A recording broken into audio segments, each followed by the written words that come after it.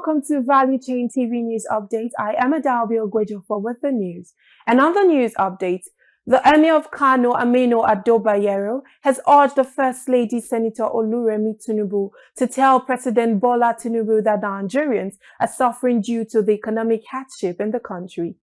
The monarch gave the message when he received Senator Tinubu, who paid him homage at the palace on her way to the commissioning of a building named after her at the Faculty of Law in the Mariam Abacha American University of Nigeria in Kano.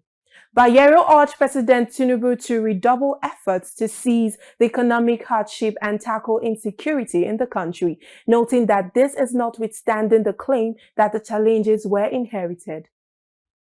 Some Nigerians who spoke to Value Chain TV shared their thoughts on this. The reports. Nigeria is going through hardship, and this is affecting so many people in Nigeria. The bag of rice now is about 70-something thousand naira. Before now, we have been buying it at the rate of 30-something thousand. So this current situation is affecting us so much. From the information I heard, Tinubu's wife actually pleaded with her husband to remedy the present situation of things in Nigeria today. So my own opinion on this is that what the Bible says is, if a good leader is ruling, people will be happy. A good leader is like a big tree that has so many branches. In rainy season, people run into it. And when the sun shines, people run into it to take shade. So I believe that our president will at least help us out of this present situation that we are. So if his wife has pleaded that, he should step in as a benefactor. I believe that what the Emir said is actually the right thing, because according to Tinubu, he wants us to breathe, at least let the poor breathe. So with the way the country is going, I don't think we're actually breathing. So what is best for us is let the poor breathe. That's just the truth. Actually, people are facing hardship. Tinubu is trying his best. The reason why I'm saying he's trying his best is Nigeria has been destroyed. I mean, the finances of the country has been destroyed before Tinubu come. The treasury has been looted before Tinubu come. He's trying to a kind of fix the country. He's trying his best to fix the country. This hardship would have been worse than this had it been God's mandate was not there. You understand? Tinubu is obviously the God's mandate, and we Nigerians, the citizen, we need to support him. We need to support him in prayer, and we need to support him in adding value. President Bola Tinubu has awarded the Super Eagles team with the Member of the Order of the Niger MON National Honor for their impressive display at the just concluded AFCON 2023 tournament, which held in Ivory Coast. The Nigerian team, which was received at the State House, was conferred with the titles. They were also given one flat each and a plot of land in the Federal Capital Territory, FCT. Nigeria came in second place, losing the trophy to the host country, Ivory Coast, who were the eventual winners. The Central Bank of Nigeria, CBN, has once again raised the exchange rates for computing custom duties at the nation's seaports, making it the fourth increase in 10 days.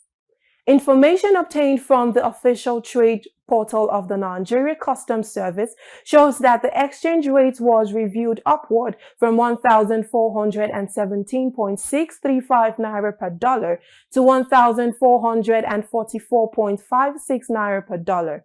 In an interview with Value Chain TV, a licensed custom agent and chief executive officer of Ocean and Race, Mr. Ahmed Abdullahi Mohammed, shares his thoughts. The increment has been about 8 times, if I remember correctly, since May. There has been increase in customs duty about 8 times. As at May 30th, 2023, the rate was 422.30 to a dollar, but as it stands today, it is about 1,444. So you can see the huge difference, more than 300 and of course that accounts for the hike in prices of goods and services.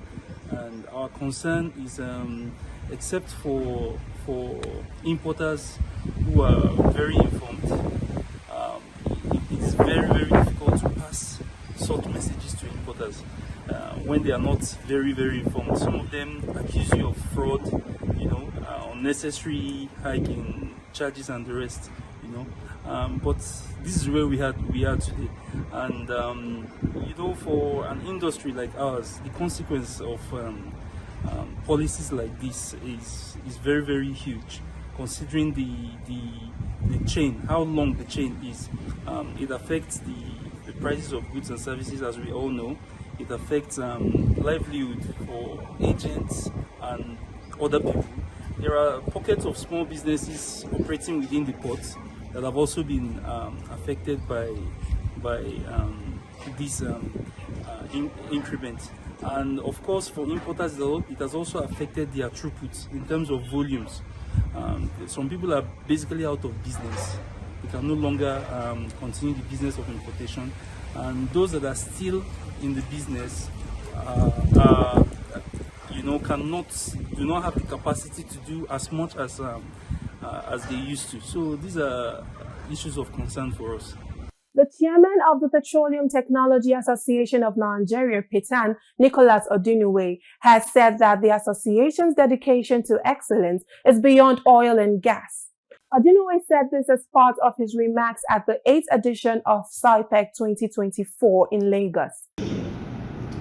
On behalf of Petroleum Technology Association of Nigeria, PETAN, it is my utmost pleasure to welcome you all to SIPEC, the 8th edition. Today, we embark on a journey that holds immense potential for African continent and its thriving content industry. It's an honor to have all of you here, representing diverse sectors of the industry and sharing a common goal of propelling African content to a new heights. But let us also remember that at the heart of African content lies its authenticity.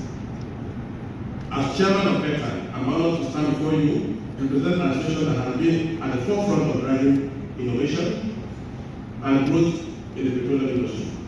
Our commitment to excellence extends beyond oil and gas as we recognize the transformative power of African content and its ability to shape narratives, inspire changes, and drive economic growth. The next step, accelerating African content, is the theme that resonates deeply with us. It signifies our collective determination to propel African content to new heights, to break barriers, to create opportunities for our talented content creators. We firmly believe that the time has come for Africa to take center stage to showcase its rich cultural heritage and to tell its stories to the world. In this rapid evolving digital landscape, technology has become an enabler, allowing us to connect, create, and distribute content like never before. We have witnessed the power of African storytelling, the creativity of our filmmakers, the brilliance of our musicians, and the depth of our literary work. We equally acknowledge the footballers who made us proud, even though we didn't win, but it's a good team for Africa. Thank you very much. And now it is time to build upon these foundations and accelerate the growth of African content. In setting the tone for the event, the chairman of PETAN highlighted Africa's pivotal role in the global arena, emphasizing Africa's potential to overcome barriers and foster economic growth through content creation. During the proceedings, Value Chain TV spoke to some delegates to gauge their expectations of the event. The report. We are right here at the SIPEC 2024 8th edition with the theme, The Next Steps, Accelerating African Content. Come with us as we gather excitement and expectations from this vital event. More of the same. I've been coming to SciPec for the last 5 years. It's always been a great platform and forum for Nigerians and people in sub-Saharan Africa to exchange ideas, to collaborate, and to forge new alliances.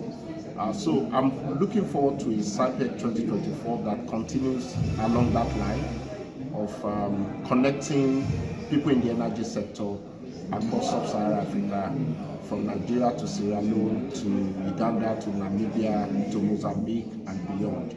And hopefully we can continue to explore our own unique Africa-centric solution to the issue of local content, indigenous participation, and how we create energy security for our continent. We are a good proponent of what Nigerian content and local content means, from ownership to management to staff and to even service contractors. That's not to say that we discriminate against those who are not Nigerians, but we believe in providing a good level playing ground for those who are Nigerians to showcase what they can do and promote capacity, promote participation to Nigerians, and also just try to be the fulfillment of what the Logic Act is, which seeks to deliberately grow in-country domiciliation of value arising from our sector through indigenous participation. Yeah, it is expected that the SciPec or the Etan community or society should be able to give us an overview of what the association have done over the years in ensuring that local content is enhanced, and to tell us some of their members who have benefited from the government's policy towards the enhancement of local government and how have they been effective in Nigeria. In furtherance to what I've said, they should be able to tell us their focus. Where are we getting to? What are we expecting in 2024 and beyond? And over the years, you see local content in diaspora. This association, which is better, they go to OTC to showcase their products, their work. They should be able to give us an overview. Over these years that they've been to international conferences, what are the level of patronage? How many investors have they dragged to Nigeria? How many local governments have benefited from the pulse of the wealth that is expected that we can develop our local content? Those are the things we expected to them. And let us also see what government has done to impact local content in Nigeria. There's an opportunity for us to export what we have in Nigeria. We have a lot in terms of capacity. Okay, and being the giant of Africa, most of the other African countries are depending on us to be able to build the oil and gas industry to the level of what we have in Nigeria. So with that kind of collaboration across border, I'm sure that it will stimulate a lot of things within here and in other African countries. The Minister of State Steel Development, Honorable Uba Maigari Amadu, has emphasized the crucial role of steel development as critical to the petroleum value chain. This was revealed during his address at SciPec 2024 in Lagos. While highlighting an alignment of the sector with President Bola Ahmed Tinubu's renewed hope, he noted that the objective of the initiative aims to generate employment opportunities with the federal government-owned institute, the Metallurgical Training Institute in Onitsha, which is slated to train low and middle-level technical manpower in maintenance and repair works for the steel and allied industries in Nigeria. The leadership of both the Labour Party and the People's Democratic Party has called on the federal government to ensure transparency in the distribution of 102,000 metric tons of assorted grains as a short-term measure to salvage the food crisis in the country. Members of the two leading opposition parties, Deputy National Publicity Secretary of the PDP, Abdullahi Ibrahim, and spokesman for the Labour Party campaign organization, UNICEF Tanko, made the call in separate interviews, urging the President Bola Tinubu-led administration to redeem itself by keeping its promises. This is coming after the federal government announced plans to release 42,000 metric tons of maize, millet, garri, and other commodities from the National Strategic Grain Reserve following the spreading protests by Nigerians over the high cost of living and rise in food prices. The party leaders noted that the government had failed to fulfill previous promises. The Senate Committee on Local Content has queried the management of the Nigerian Content Development and Monitoring Board over the $400 million intervention fund reported to have been kept in the bank and other financial institutions for several years without disbursement. This was disclosed during an interactive session with the NCDMB in Abuja, where the chairman of the committee, Senator Natasha Akpoti-Uduaghan, asked the board to explain why the funds were lying fallow without Nigerians being allowed to access them. Uduaghan noted that out of the said intervention funds, about $13 million was earmarked for capacity building in oil and gas, while $20 million was meant for women in oil and gas in the country. The Group Chief Executive Officer of the Nigerian National Petroleum Company Limited, NNPCL, Mele Kyari, and the Central Bank of Nigeria, CBN Governor, Mr. Olayemi Cardoso, have committed to further strengthening their collaboration to ensure seamless operations in the NNPCL. This result follows a meeting of heads of both parties in Abuja to review the decision of NNPCL to domicile significant portion of its revenues and other banking services with the Apex Bank. Both the NNPCL and CBN chiefs pointed out the value created by the decision for all parties, especially as it has provided strengthened digital platforms for all transactions and also created specific limits for the management of NNPCL transactions for managing its cash holding obligor limits in commercial banks set by the Board of Directors. The Federal Competition and Consumer Protection Commission has encouraged electricity consumers to report distribution companies that failed to comply with the capping of estimated bills for unmetered consumers. The Commission said this in a statement while commending the Nigerian Electricity Regulatory Commission (NERC) for sanctioning 11 discos over non-compliance. Value Chain TV asks some Nigerians if this will make any difference. The reports. You know, in the past, NEPA used to be a corporation that cannot be just sued by just individuals. But now it's a limited liability company. So it has responsibility to provide the energy they promise to provide, and your own duty too must be done. Your duty is to buy the recharge card. But in an effect where you don't have a meter, it is the duty of NEPA to provide you with meter.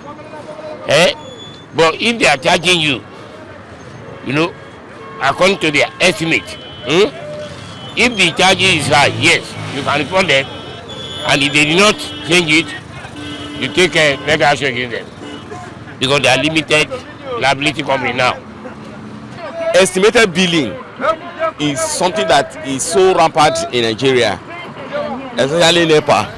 If you go to most of the houses in Nigeria are not using prepaid meters. Everybody knows about that, and NEPAs are taking advantage of it. You don't even see this light. Did you understand me? For the whole month, like maybe for the whole month, you see they will give you like maybe in a week they will give you a maximum of like let's say 3 hours, and at the end of the day you will see billing of like in the single room you see billing of about 10,000, 15,000. Did you understand me? And when what do you call it, their customers, you understand me, when they come up with the, maybe coming to talking to them about okay the billing they are giving in this thing, they are like they hire some thugs.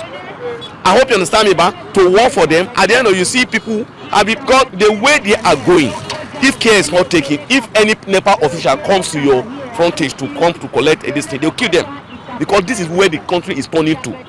I believe if the government stop them from giving this estimated bill, I believe it will go a long way. It will help the masses. It's going to make a difference. And I also believe that yes, they will do it with caution, not the way they are doing it in this way. You understand? Maybe because I don't know, that is why they are doing it that way. As I've understand that, yes, it is my right. I can go and summon them. You understand? I will begin to do it from now if they give me such build. And that's it on the news update. I am Adalbi Ogwejofor. Thanks for staying with us.